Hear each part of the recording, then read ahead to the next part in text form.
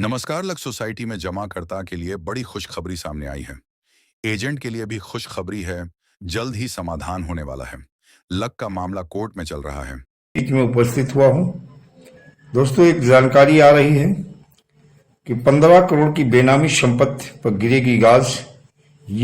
UCC घोटाले के फरार आरोपी दंपत्ति के अस्पताल और आलीशान कोठी होगी जब्त। जिस काम को बहुत पहले पुलिस को करना चाहिए थे, उसमें लगातार लापरवाही।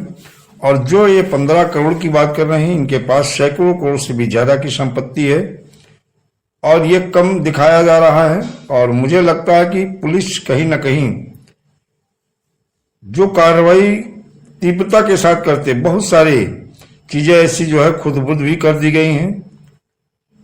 और बाराबंकी पुलिस ने यूसीसी घोटाले में बड़ी कार्रवाई की तैयारी कर ली है। पुलिस 25-25 हजार के इनामी फरार चल रहे आरोपी उत्तम सिंह राजपूत और उनकी पत्नी माया की करीब 15 करोड़ रुपए की संपत्ति को जब्त करने जा रही है। चिटफंड कंपनी यूसीसी के यूपी जोन हेड उत्तम सिंह और उनकी पत्नी पर कई राज्यों के हजारों निवेशकों से करोड़ों रुपए की धोखाधड़ी का आरोप है। अकेले बाराबंकी में इस मामले में 18 से ज्यादा मुकदमे दर्ज हैं। दोनों आरोपी लंबे समय से फरार चल रहे हैं। सीओ सिटी सुमित त्रिपाठी के अनुसार जब्त की जाने वाली संपत्तियों में बाराबंकी स्थित एक अस्पताल और ट्रामा सेंटर के साथ साथ लखनऊ के बीबीडी थाना क्षेत्र में स्थित एक आलीशान कोठी शामिल है। पुलिस ने बीएनएस की धारा 107 के तहत इन संपत्तियों का सर्वे पूरा कर लिया है। ये सभी संपत्तियां अपराध से अर्जित मानी जा रही हैं। उल्लेखनीय है कि बाराबंकी में आरोपी दंपत्ति के एक मकान का कुछ हिस्सा ग्रीन बेल्ट में होने के कारण पहले ही ध्वस्त किया जा चुका है। पुलिस की इस कार्रवाई से घोटाले में शामिल अन्य आरोपियों पर भी शिकंजा कसने की उम्मीद जताई जा रही है। जल्द ही इन संपत्तियों को जब्त करने की प्रक्रिया अंतिम रूप दिया जाएगा। दोस्तों, ये कुछ नहीं है, ये तो एक छोटी सी केवल वो है, बल्कि देखा जाए इनके पास सैकड़ों करोड़ से ज्यादा की संपत्ति, बहुत सारी अभी जमीनें, प्रॉपर्टी हैं। हो सकता है इसी पीरियड में बहुत सारी खुद-बुद कर दी गई हूं। बहुत सारे इनके नौकर और इनके ड्राइवर, इस तरह से बहुत सारे ऐसे लोग थे जिनके नाम ये संपत्तियां की गई थी। ऐसे बहुत ऐसे लोग हैं जिनके पास अकूत संपत्ति और धन है। और पुलिस कहीं ना कहीं देखा जाए, आज जो सीधे साधे या बेरोजगार, हिंदुस्तान में कहते हैं ना, बेरोजगारी हमारे देश की बहुत बड़ी समस्या है।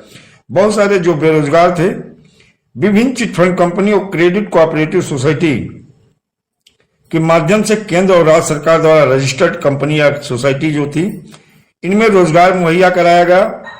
और यहां तक कि चाहे वो केंद्रीय मंत्री रहे हों और चाहे वो राज्य के मंत्री, विधायक, सांसद रहे हों, चाहे शासन प्रशासन के लोग रहे हों, इन लोगों के देख रेख में बाकायदा लोग अभिकर्ता के रूप में अपना पहले पैसा जमा किया, बाद में अभिकर्ता बने।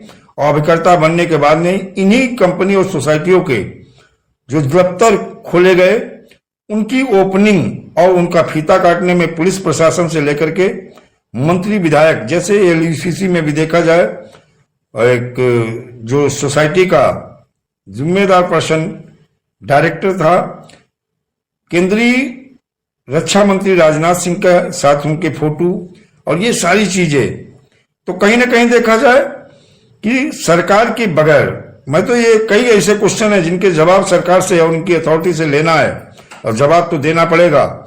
आज नहीं कल, कल नहीं परसों, परसों नहीं बरसों बाद पीड़ित जमाकर्ताओं का जो ये धन सोसाइटी या क्रेडिट कोऑपरेटिव सोसाइटी या कंपनियों के माध्यम से जो लूटा गया योजनाबद्ध तरीके से, बारी बारी हिंदुस्तान के लोगों को नए नए नाम से, नए नए रूप से जो लूटा गया, बगैर सरकार के सहमति के, बगैर शासन प्रशासन के सहमति से, ये संभव नहीं था। और इसका जवाब शासन प्रशासन को भी देना पड़ेगा। आज पीड़ित जमाकर्ता अपने एक एक पैसे के लिए आपस में लड़ रहा है, दर दर भटक रहा है, उसका भुगतान नहीं हो पा रहा है। आखिर क्यों? सरकार की एजेंसी क्या कर रही थी? सरकार की ये पुलिस क्या कर रही थी, ईडी क्या कर रही थी, सीबीआई क्या कर रही थी, क्राइम ब्रांच वाले क्या कर रहे थे। जब बड़े बड़े बोर्ड लगा करके ऐसे काम किए जा रहे थे तो ये लोग कहां सो रहे थे? क्या इनसे इन्हें हफ्ता मिल रहा था या इनसे धन मिल रहा था? और राज्य की सरकारें क्या कर रही थी या केंद्र की सरकार क्या कर रही थी? आज भी बहुत सारी ऐसी क्रेडिट कोऑपरेटिव सोसाइटी कंपनी चल रही है। आने वाले समय में कई करोड़ लोग और ऐसी ठग कंपनी और क्रेडिट कोऑपरेटिव सोसाइटी के शिकार होने वाले हैं। और बगैर सरकार के ये योजना ही, ये रजिस्टर्ड करके बाकायदा इसकी ऑडिट कराना और बाकायदा ब्रांच ओपन होना, उसमें शासन प्रशासन का शिरकत करना, इनकी ओपनिंग कराना, और फिर उसके बाद में जब हिंदुस्तान के भोले भाले सीधे साधे लोग लूट जाते हैं तो पहले ठग मलाई खाते हैं इनके पैसे से, ऐसा आराम की जिंदगी जीते हैं, बाद में इनकी संपत्ति और प्रॉपर्टी सरकार अटैच करती है और फिर निवेशक अपने पैसे के लिए लीगल प्रोसेस में दर दर भटकता है, उसका पैसा नहीं मिलता तो वो आपस में निवेशक, एजेंट ब्रांच मैनेजर इस तरह आपस में लड़ते रहते हैं और सरकार और ठग मलाई खाते हैं। और मरता कौन है? जमाकर्ता और कार्यकर्ता। यही दोनों लोग ऐसे हैं जो आपस में लड़ते भिड़ते रहते हैं। और बहुत सारे ऐसे लोग हैं, मेरी अपनी जो जानकारी है कि लाखों लोग अभी तक आत्महत्या कर चुके हैं, करोड़ों लोग आत्महत्या की कगार पे खड़े हैं। और हमारी राज्य और केंद्र सरकारें केवल कानून बना के लोगों को मूर्ख बना रही। इनकी एजेंसी, इनकी अथॉरिटी सारी क्या कर रही थी? करोड़ों अरबों में स्कैम लगातार हो रहे थे। आम नागरिक, आम जनता, आम पीड़ित जो है इन सोसाइटी और कंपनियों का शिकार होता जा रहा था। और हमारी सरकार और एजेंसी केवल देख रही थी। इनकी क्या जिम्मेदारी है? आज मैं कुछ नहीं जानता, केवल एक ही बात कहूंगा कि ये सरकार की ड्यूटी भी है और जिम्मेदारी भी है कि ऐसी कंपनी और क्रेडिट कोऑपरेटिव सोसाइटी के खिलाफ सख्त कार्रवाई तो होनी ही चाहिए। सबसे पहले 373 की धारा 357A में जो प्रावधान है उसके तहत सरकार अति शीघ्र क्षतिपूर्ति राहत कोष बनाए या स्पेशल फंड बनाए या रिजर्व फंड बनाए या कापस फंड, जो भी बनाना है बनाए। पीड़ित जमाकर्ताओं का अतिशीघ्र भुगतान सुनिश्चित करे। अगर नहीं करती है तो फिर एक चीज जान ले, अब सरकार सत्ता में रह नहीं पाएगी। फिर हम व्यवस्था परिवर्तन के साथ साथ सत्ता परिवर्तन की तरफ भी हमारा संगठन अब आगे बढ़ेगा। मार्च के महीने से हम तेजी के साथ जन जागरण, जन चेतना अभियान चला करके एक बड़ा आंदोलन की तैयारी करेंगे। या तो अतिशीघ्र जनवरी में, चाहे वो क्षतिपूर्ति राहत कोष बनाए, चाहे कापर्स फंड बनाए, जो भी बनाना है बनाए, या रिजर्व फंड बना करके अतिशीघ्र इन पीड़ित जमाकर्ताओं का भुगतान सुनिश्चित करे। और जो फर्जी मुकदमे अभिकर्ताओं के ऊपर दर्ज हो रहे इन्हें छत्तीसगढ़ की तर्ज पे वापस लिया जाए।